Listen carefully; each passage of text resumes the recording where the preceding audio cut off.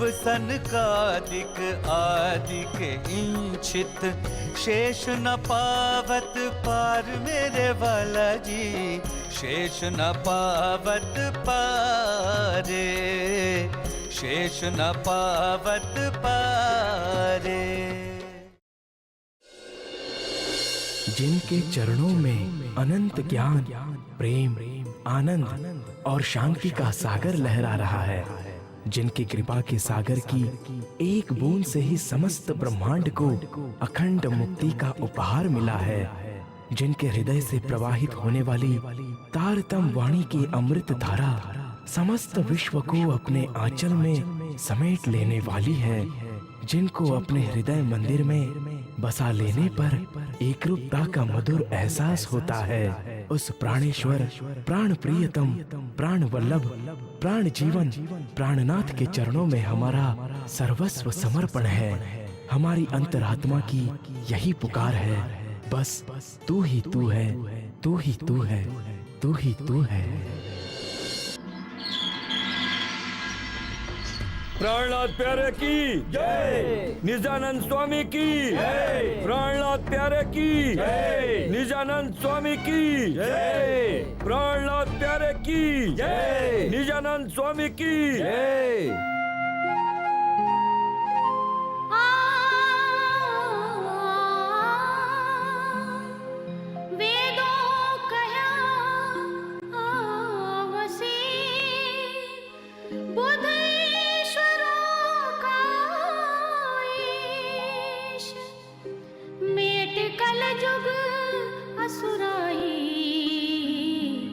देसी मुक्त सबो जगदीश, देसी मुक्त सबो जगदीश।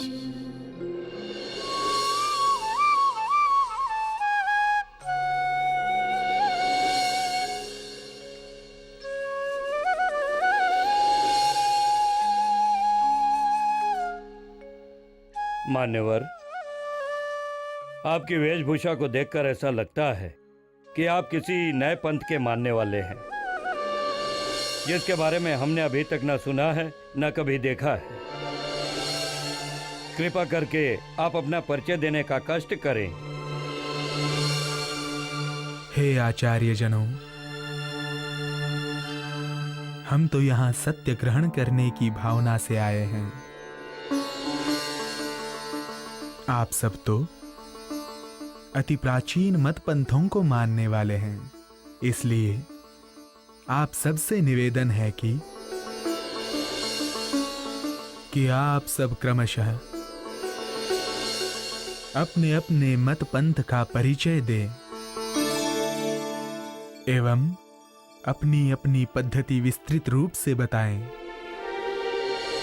तथा उस पर हमारा जो भी संशय हो उसे वेद शास्त्रों के आधार पर दूर करने का कष्ट करें।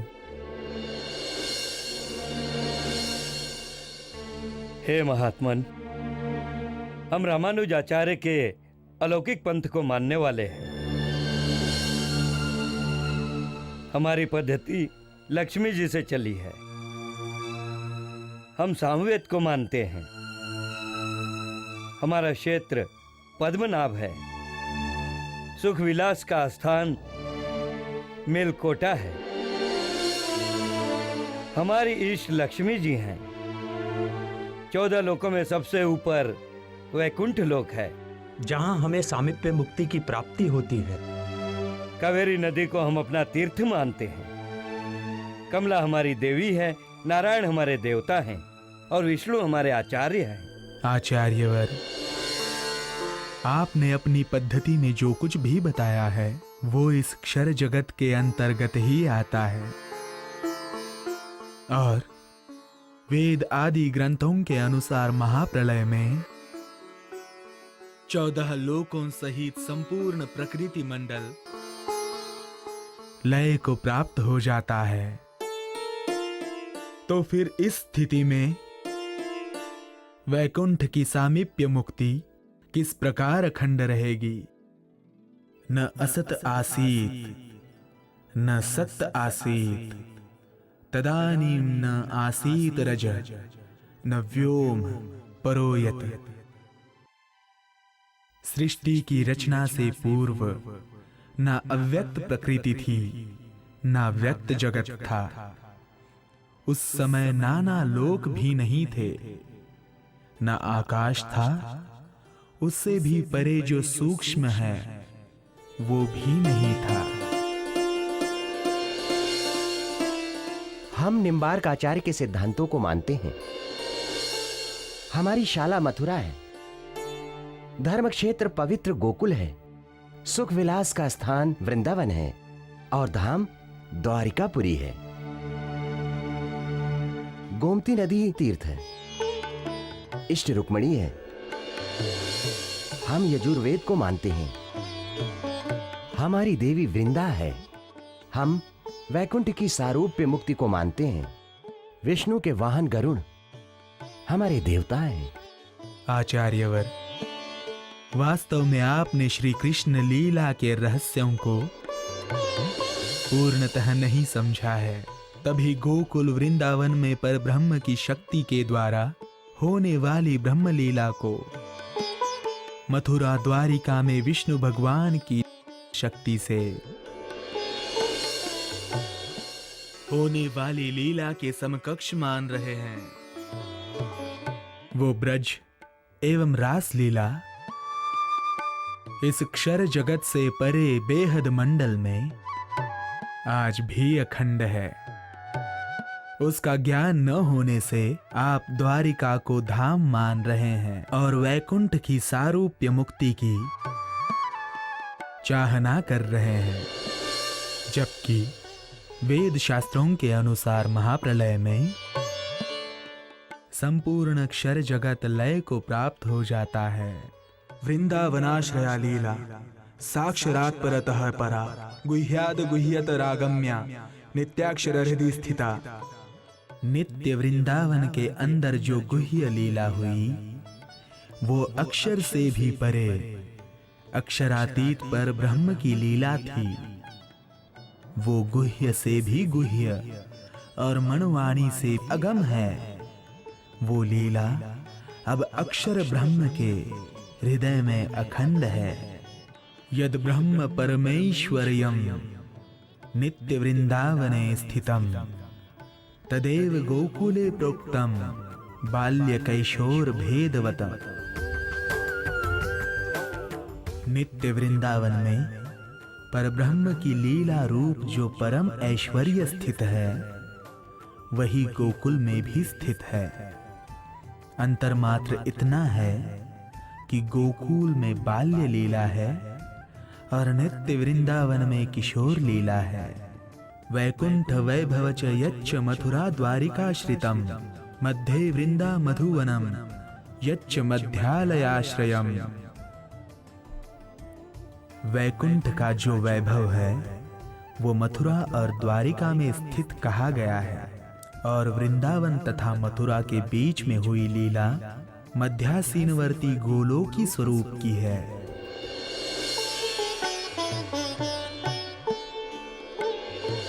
हे महात्मन, अब हमारे विष्णु श्याम संप्रदाय की पद्धति को ध्यान से सुनिए। विष्णु कांची हमारी शाला है, श्वेत गंगा चक्र हमारा तीर्थ है, वैकुंठ हमारा धाम है, लक्ष्मी जी हमारी इष्ट है, जगन्नाथ भगवान की हम उपासना करते हैं और अथर्व वेद को मानते हैं, जल बिंब ऋषि हमारे देवता हैं। इस संप्रदाय के पालन करने से हमें वैकुंठ में सायुज्य मुक्ति प्राप्त होती है। आदरणीय आचार्य जी, आपने अपनी पद्धति में धाम, उपास्य, मुक्ति आदि जो भी वर्णन किया है वो सब 14 लोकों के अंतर्गत ही आता है। वेद एवं पुराणों के अनुसार महाप्रलय में मोह तत्व पर्यंत 14 लोक आदि नारायण आदि संपूर्ण अक्षर जगत का लय हो जाता है। इस प्रकार विनश्वर देवों की उपासना से मुक्ति की प्राप्ति किस प्रकार संभव हो सकती है?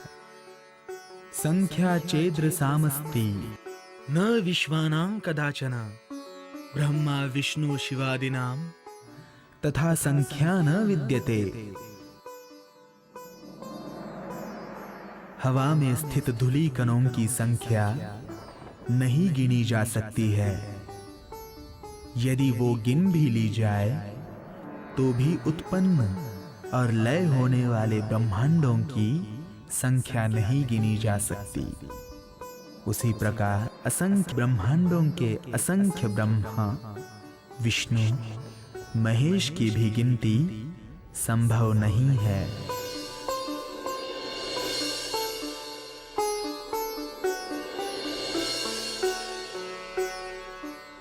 हम माधवाचार्य जी के मत के मानने वाले हैं। हमारी शाला अवंतिकापुरी है, नैमिषारण्य क्षेत्र है, बद्रीनाथ हमारा धाम है, अलकनंदा नदी हमारा तीर्थ है, सावित्री देवी इष्ट हैं। हम ऋग्वेद को मानते हैं, ब्रह्मा जी हमारे आचार्य हैं। इस मत के पालन से हमें वैकुंठ में सालों की मुक्ति की प्राप्ति होती है। आचार्यवर, आपने अपनी पद्धति में जो कुछ भी कहा है वो सब नश्वर जगत के अंतर्गत ही आता है। तो फिर जीव को अखंड मुक्ति कहां और किस प्रकार प्राप्त हो सकती है? वैकुंठ कोई अनादि अखंड स्थान नहीं है। वैकुंठ कल्पितो येन लोको लोक नमस्कृतः रमया प्रार्थ्यमानेन देव्या तत्प्रिय काम्यया। भगवान विष्णु ने देवी लक्ष्मी की प्रार्थना से उनको प्रसन्न करने के लिए वैकुंठ धाम की रचना की थी।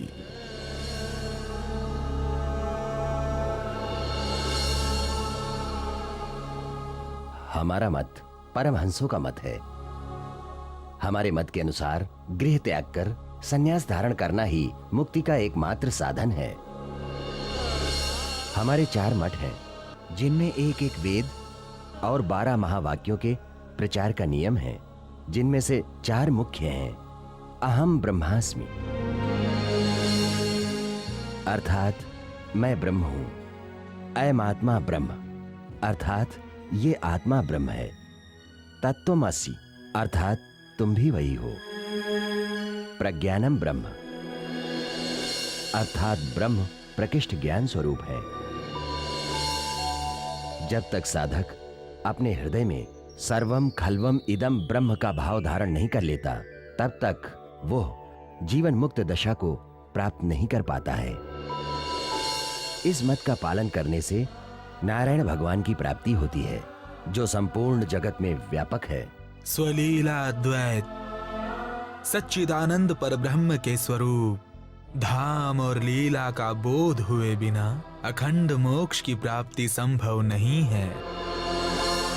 शास्त्रों के अनुसार नारायण क्षर पुरुष के स्वरूप हैं। महाप्रलय में पाताल से लेकर मोह तत्व तक संपूर्ण क्षर जगत लय को प्राप्त हो जाता है।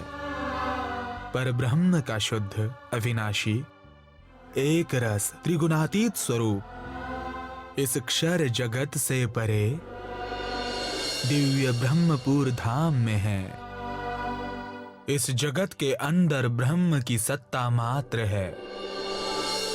अहम ब्रह्मास्मि आदि 12 महावाक्यों का कथन भी इस नश्वर जगत से परे अनादि दिव्य ब्रह्मपुर धाम में घटित होता है, जहां आत्मा और परमात्मा का एक जैसा स्वरूप है, जहां का कण कण सच्चिदानंदमयी है। जगत को और स्वयं को ब्रह्म रूप मानकर निश्चिंत हो जाना अज्ञानता है।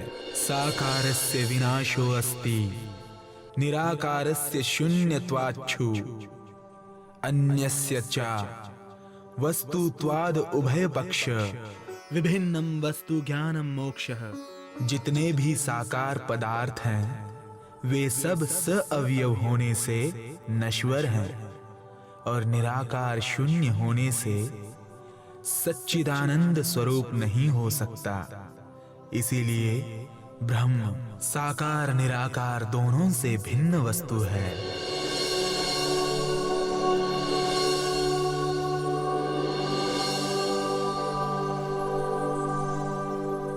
न्याय दर्शन के अनुसार हम ये मानते हैं कि माया, जीव तथा ईश्वर तीनों ही एक दूसरे से भिन्न और अनादि हैं।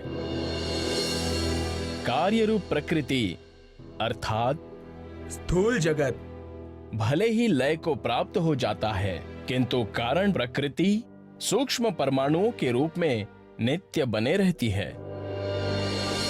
ब्रह्म भी इसी जगत में सर्वव्यापक है। इस जगत में दुख की 21 सीढ़ियां हैं, जिन्हें पार कर लेने पर जीव को अखंड सुख की प्राप्ति होती है।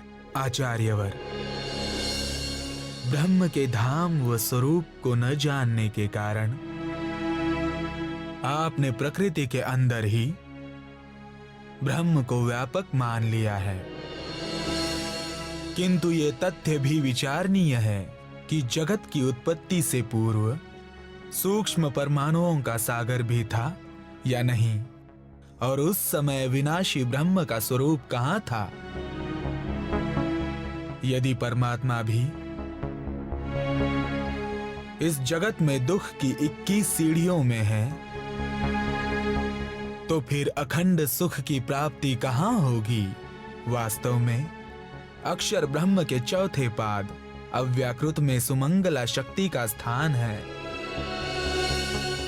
जो संकल्प मात्र से सूक्ष्म परमाणुओं के महासागर कारण प्रकृति को पैदा करती है। सृष्टि से पूर्व व्यक्त जगत, अव्यक्त कारण प्रकृति तथा परमाणु भी नहीं थे। उस समय केवल एक अविनाशी ब्रह्म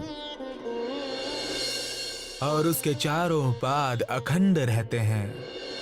वेदाहमेतं पुरुषं महांतम आदित्यवर्ण तमसः परस्तात् तमेव विदित्वाति मृत्युमेति नान्यः पंथ विद्यते यनाय। प्रकृति के अंधकार से परे अनंत सूर्यों के समान प्रकाशमान उस सर्वोपरि परब्रह्म को मैं जानता हूं, जिसे जाने बिना मृत्यु के बंधन से छूटने का अन्य कोई भी मार्ग नहीं है।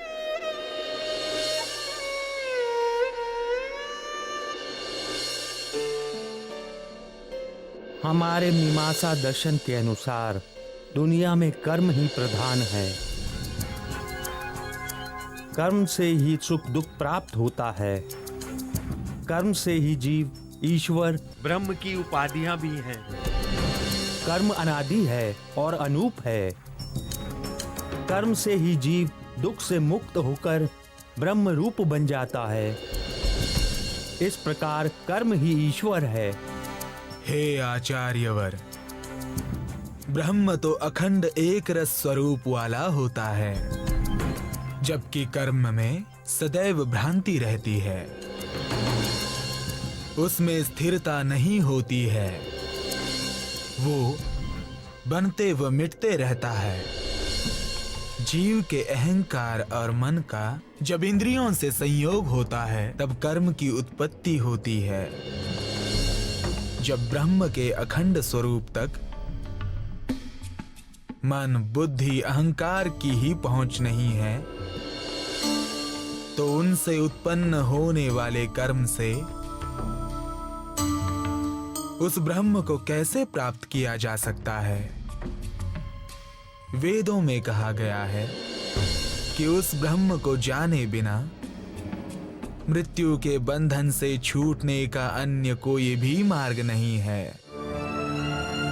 ब्रह्म ज्ञान की प्राप्ति होने पर तो पूर्व संचित कर्म भी नष्ट हो जाते हैं। गीता में श्री कृष्ण जी ने अर्जुन से कहा है, ज्ञानाग्नि सर्व कर्माणि भस्मसात् कुरुते अर्जुन।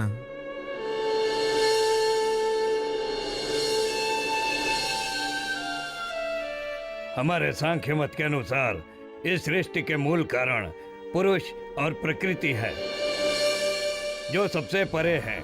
दोनों ही नित्य व अनादि हैं। उनके मिलने से ही यह सृष्टि बनती है और अलग होने से लय हो जाती है। आचार्यवर, कृपया स्पष्ट करें कि पुरुष का स्वरूप क्या है। यदि आप पुरुष का स्वरूप निराकार कहते हैं, तो जब महाप्रलय के पश्चात प्रकृति का भी रूप नहीं रहेगा, उस समय ये दोनों कहां व किस प्रकार मिलेंगे? वास्तव में अक्षर ब्रह्म के हृदय में असंख्य ब्रह्मांडों को देखने की जो इच्छा शक्ति है, उसे मूल प्रकृति कहते हैं। ये मूल प्रकृति ही सूक्ष्म परमाणुओं के महासागर कारण प्रकृति को पैदा करती है, जिससे संपूर्ण त्रिगुणात्मक जगत की रचना होती है। बृहति परि मात्राया मातुर्मात्राधि निर्मिता माया यज्ञे मायया मायाया मातली परि।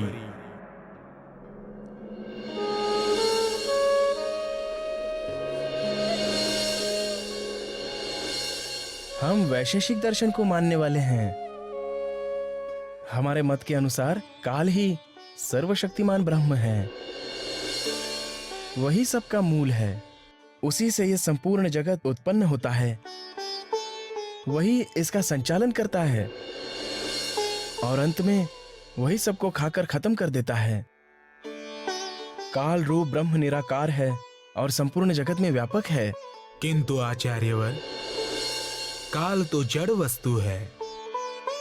उसे चेतन व आनंद घन ब्रह्म कैसे माना जा सकता है?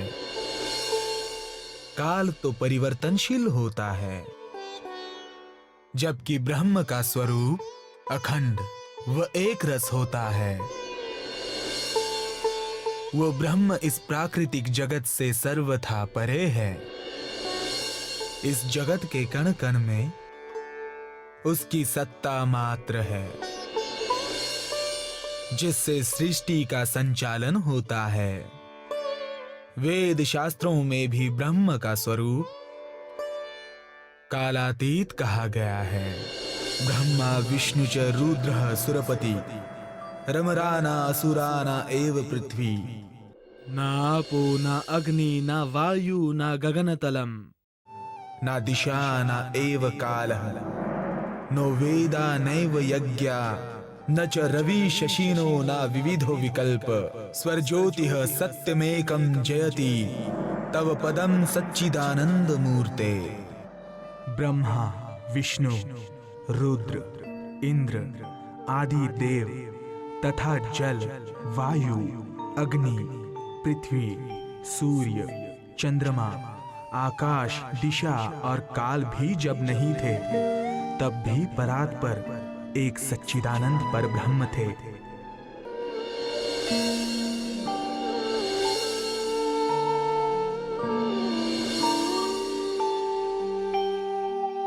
हमारे पातंजल मत के अनुसार ब्रह्म सर्वव्यापक है और वो सभी प्राणियों के अंदर भी है।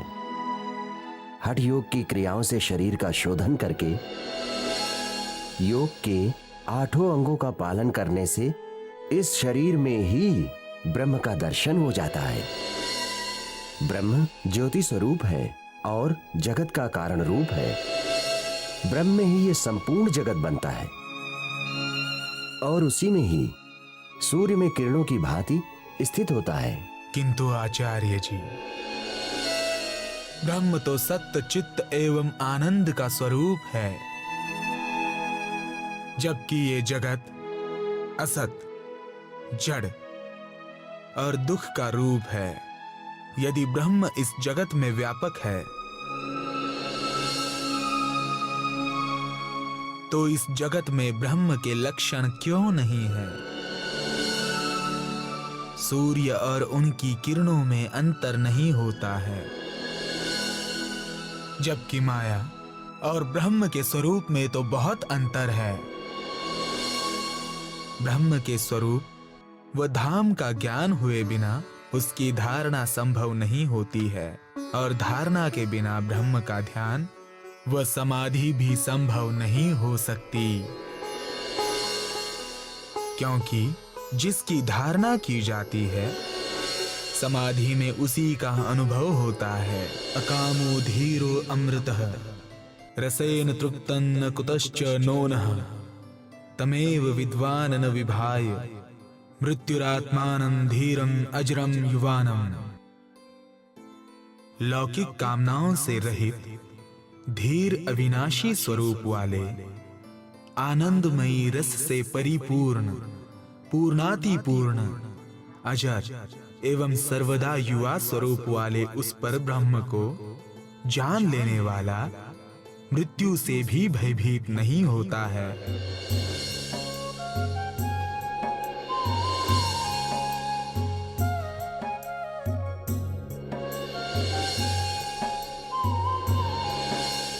हम वेदांत दर्शन के मानने वाले हैं और हमारे मत अनुसार ब्रह्म के समान माया भी अनादि है, किंतु वो सदा ब्रह्म के अंदर ही रहती है। संपूर्ण जगत में सूक्ष्मतम अणु से लेकर हाथी तक में एक ही ब्रह्म का वास है। जिस प्रकार सीप में चांदी की भ्रांति होती है, वैसे ही अज्ञान के कारण ब्रह्म में मायामयी जगत दृष्टिगोचर हो रहा है। नहीं तो ये संपूर्ण जगत ब्रह्म रूप ही है। अपने स्वरूप का ज्ञान होने पर जीव भी ब्रह्म रूप हो जाता है। आचार्यवर, जब ब्रह्म के अतिरिक्त कुछ है ही नहीं, तो उस अद्वैत ब्रह्म में माया का अस्तित्व किस प्रकार संभव हुआ? यदि सब कुछ ब्रह्म ही है, तो सृष्टि में अज्ञान होना ही नहीं चाहिए, क्योंकि ब्रह्म तो प्रकृष्ट ज्ञान स्वरूप होता है। ऐसी स्थिति में वेद शास्त्रों की आवश्यकता ही नहीं होनी चाहिए थी। साथ ही संपूर्ण जगत में प्रेम एवं आनंद दृष्टिगोचर होना चाहिए था। सीप में चांदी की भ्रांति एक तीसरे व्यक्ति को ही होती है, किंतु आपकी मान्यता के अनुसार ब्रह्म के सिवा कोई दूसरा है ही नहीं, तो यह भ्रांति किसको होती है?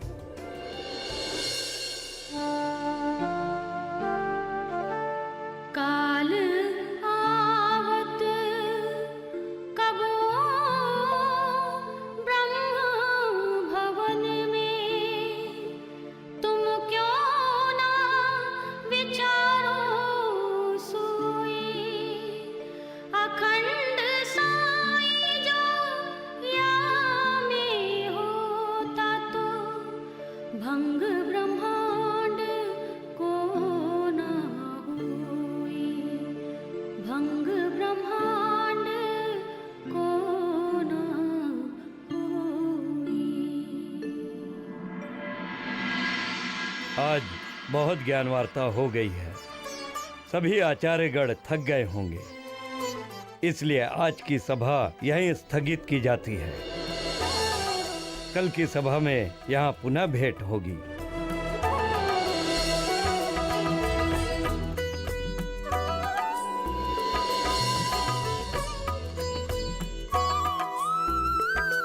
प्रणाम।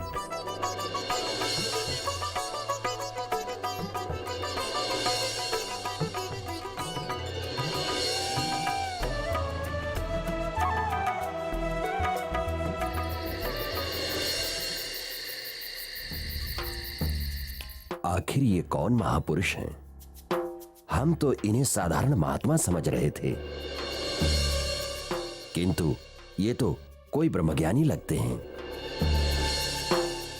आप ठीक कह रहे हैं। हमें कल ही इनका विस्तृत परिचय प्राप्त करना होगा।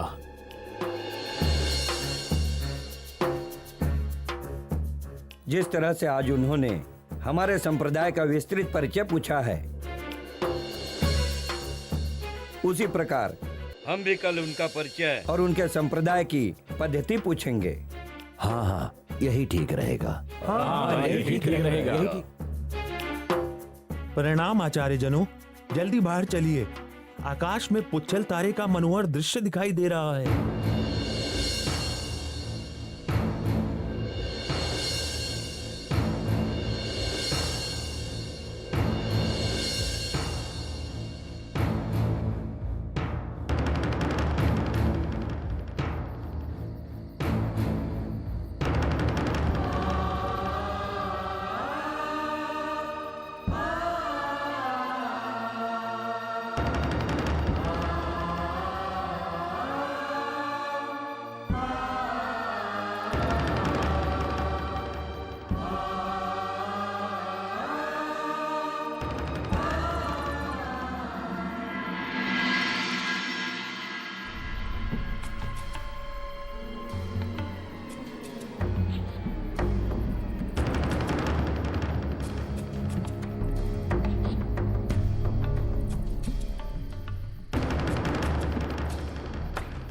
प्राणनाथ जी, इस समय पुच्छल तारा निकलने का क्या आशय हो सकता है? लालदास जी, ये पुच्छल तारा हमारी साक्षी देने के लिए प्रकट हुआ है। कल जब हम सभा में सभी आचार्यों के समक्ष अपनी पहचान व पद्धति बता रहे होंगे तो ये पुच्छल तारा शास्त्रों की भविष्यवाणियों की पुष्टि करेगा। 10 सहस्त्र वर्षाणि पंच सूर्येन्दु पर्वणि कलक्षय भविष्यति सप्त तारेक स्वग्रही।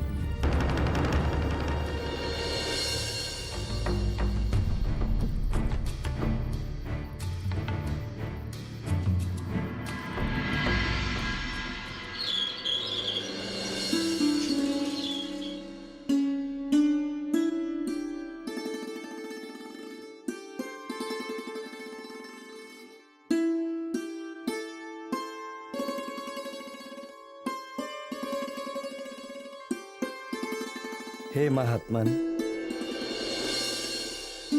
हम सब ने अपने अपने संप्रदाय की विचारधारा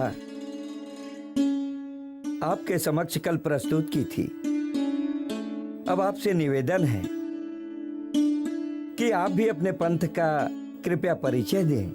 इसे जानने के लिए आपको हरिवंश पुराण के भविष्य पर्व का अवलोकन करना होगा। अभाविनो भविष्यन्ति मूनयो ब्रह्मरूपिणः उत्पन्नाय कलौ युगे। प्रधान पुरुषाश्रयः अर्थात वे ब्रह्म रूप मुनि 28वें कलयुग में इस जगत में प्रकट होंगे, जो पहले कभी भी इस जगत में नहीं अवतरित हुए हैं।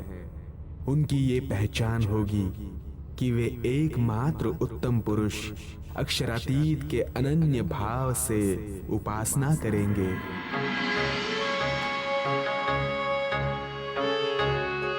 मान्यवर, हमें आपके पंथ के विषय में विस्तृत रूप से जानने की जिज्ञासा हो रही है। कृपया आप हमें अपनी पद्धति विस्तृत रूप से बताने का कष्ट करें। ठीक है, मैं आप सबके प्रत्येक प्रश्न का उत्तर देने के लिए तैयार हूं। आप सबके मन में जो भी जिज्ञासाएं हैं, आप सब एक एक करके पूछते जाइए। आपके मत में सद्गुरु किसे मानते हैं? आनंदमयी स्वरूप वाले पर ब्रह्म को हम अपना सद्गुरु मानते हैं, क्योंकि उन्हीं की कृपा से हमें ये ज्ञान प्राप्त हुआ है। आप सब कौन सा सूत्र धारण करते हैं? हम अक्षर ब्रह्म रूपी सूत्र को धारण करते हैं। यदक्षरम परम ब्रह्म तत्सूत्रम इति धारयेत। आपकी शिखा किस प्रकार की होती है? अक्षर से भी परे, अक्षरातीत परब्रह्म के स्वरूप की अलौकिक शोभा ही हमारी शिखा है, क्योंकि हम उसी का ध्यान करते हैं। शिखा ज्ञानमयी यस्य उपवीतम च तन्मयम। आप किसकी उपासना करते हैं? हम क्षर अक्षर से परे एकमात्र उत्तम पुरुष अक्षरातीत को उपास्य मानते हैं। उत्तम पुरुषः त्व अन्यः परमात्मा इति उदाहरतः। आपका गोत्र क्या है? चिदधन व आनंद स्वरूप पर ब्रह्म ही हमारा गोत्र है, क्योंकि सभी आत्माएं उन्हीं की अंग रूपा हैं।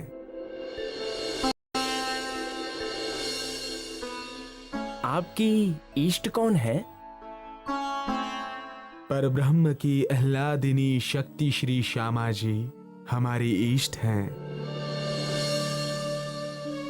जो किशोर स्वरूप वाली हैं। गुणातीतम तू तद्धाम सुंदरम सर्व दुर्लभम युगलम क्रीडते तत्र नित्य धामनी सुखास्पदे।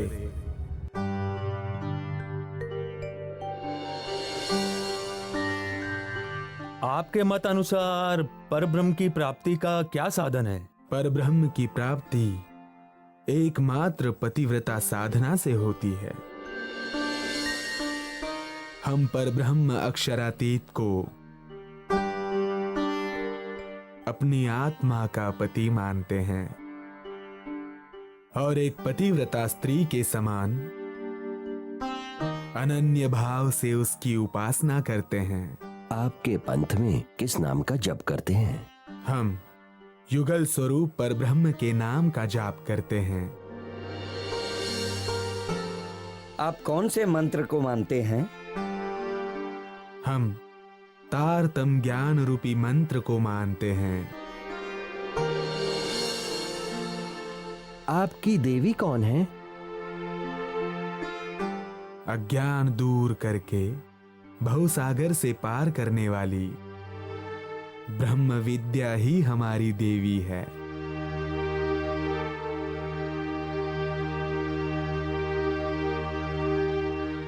आपकी पूरी कौन सी है? नौतनपुरी हमारी पुरी है, जहां सर्वप्रथम तारतम ज्ञान प्रकट हुआ था। आपके मतानुसार कुल कितने पक्ष हैं? हमारे मतानुसार पाताल से लेकर परम धाम तक कुल 108 पक्ष हैं। आपकी शाला कहाँ है? हमारी शाला गौलोक है, जहां पर ब्रह्म अक्षरातीत एवं ब्रह्मात्माओं के द्वारा की गई ब्रजलीला आज भी अखंड रूप से चल रही है। आपका क्षेत्र कौन सा है? ब्रह्म स्वरूप सद्गुरु के चरण कमल ही हमारा क्षेत्र है, जहां अज्ञान जनित सभी दुख खत्म हो जाते हैं। आपके सुख विलास का स्थान कहाँ है? हमारे सुख विलास का स्थान नित्य वृंदावन है, जहां पर ब्रह्म अक्षरातीत ने अपनी आत्माओं के साथ कभी रास लीला की थी। ये लीला आज भी अखंड है। आप अपना ऋषि किसे मानते हैं? हम आदि नारायण जी को अपना ऋषि मानते हैं, क्योंकि उनके माध्यम से सभी धर्म ग्रंथों में परब्रह्म से संबंधित साक्षियां लिखवाई गई हैं। आप किस वेद को मानते हैं? हम स्वसंवेद अर्थात तारतम वाणी को मानते हैं, जिसमें चारों वेदों के गुह्य रहस्यों के स्पष्टीकरण के साथ साथ परब्रह्म के स्वरूप, धाम व लीला का भी विस्तृत वर्णन है।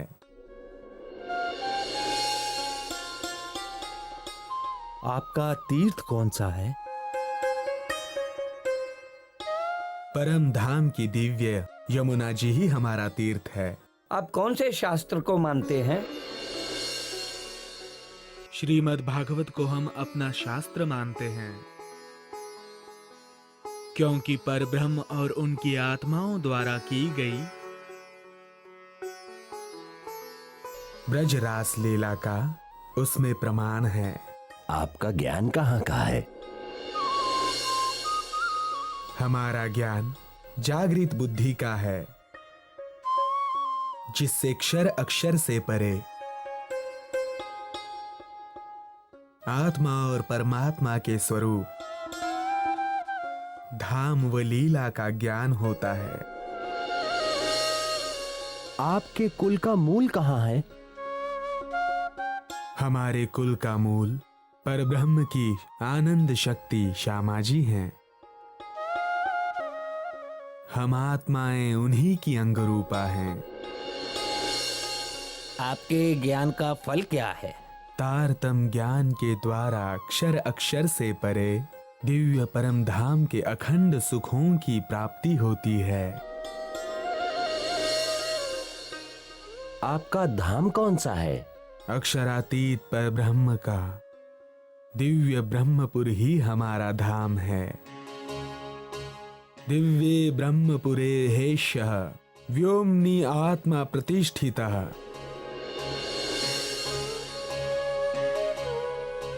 आपका निज घर कहाँ है? अक्षरातीत पर ब्रह्म का धाम ही हम आत्माओं का निज घर है।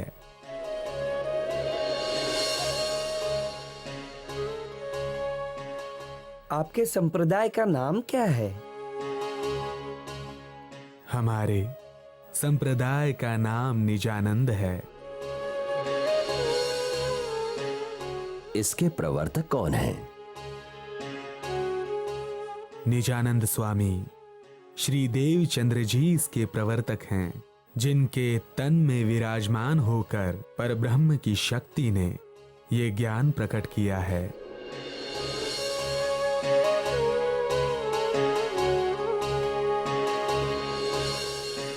यदि आप सबके दिल में कोई और जिज्ञासा हो तो आप सब निसंकोच होकर पूछ सकते हैं।